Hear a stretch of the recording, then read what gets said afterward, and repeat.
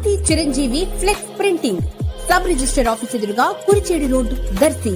మీరు ఏ టైంలో అయినా ఫోన్ చేసినా ఫ్లెక్స్ ప్రింటింగ్ చేయబడును. మా ప్రత్యేకతలు political banners, marriage banners, shop board plates, card posters, visiting cards, function cards, mug printing తక్కువ ధరలలో హై క్వాలిటీతో సకాలంలో చేసి ఇవ్వబడును. Shri Maruti Chiranjeevi flex printing sub register office ఎదురుగా కురిచేడు రోడ్డు దర్శి. సెల్ 9985733337. దర్శి నగర పంచాయతీ సాధారణ సర్వసభ్య సమావేశం ఈరోజు శుక్రవారం ఉదయం నగర పంచాయతీ చైర్మన్ నారపశెట్టి పిచ్చయ్య అధ్యక్షతన కమిషనర్ వై మహేష్ పర్యవేక్షణలో జరిగింది. ఈ సమావేశంలో ప్రధానంగా దర్శిలోని ఎన్టీఆర్ పల్లెవనం పార్క్ అభివృద్ధి చేయాల్సిన ప్రాధాన్యత గురించి చర్చించడం, అలాగే పలు పనులపై చర్చించడం జరిగింది. సమావేశంలో వైస్ చైర్మన్స్ జి స్టీవెన్, తలారి కోటయ్య, నగర పంచాయతీ సిబ్బంది, వార్డు కౌన్సిలర్స్ తదితరులు పాల్గొన్నారు.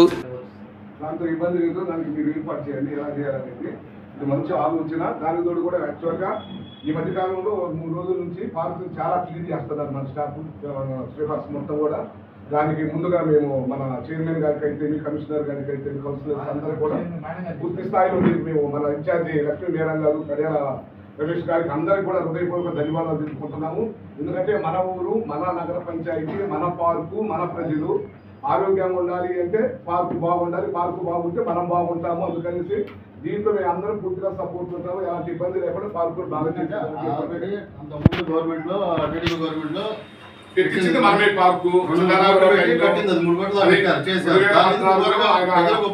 మినిస్టర్ గా ఉన్నాడు. మనకి 2016లో స్టార్ట్ చేశాడు పార్కు, 2018లో ఓపెన్ అయింది.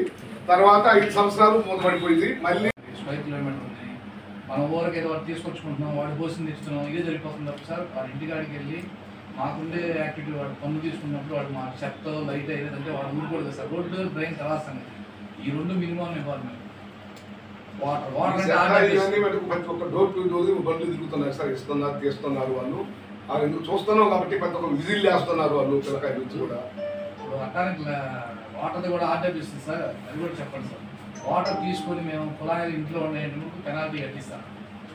అది కూడా మీ కౌన్సిల్లో పెట్టి 3వ మీటింగ్ లో చెప్తున్నారు. మీరు మన పని జరగడం వల్ల పోయి అసలు ఆపేయాలి ముందు. అవి పోతుంటే మాకు ఫోన్ వచ్చే మాకుంటాయి కదండి. అదే నేను అంటుంది, ఫోన్లు వచ్చాయి అనుకుంటే 10 మందికి ఫోన్ చేస్తారు, 50 మందికి చేస్తారు, కోటయ్య గారు 20 మందికి చేస్తారు, వీసు 10 మందికి చేస్తారు. అందరూ తలా ఎక్కువ చేసిన 100 మంది అవుతారా?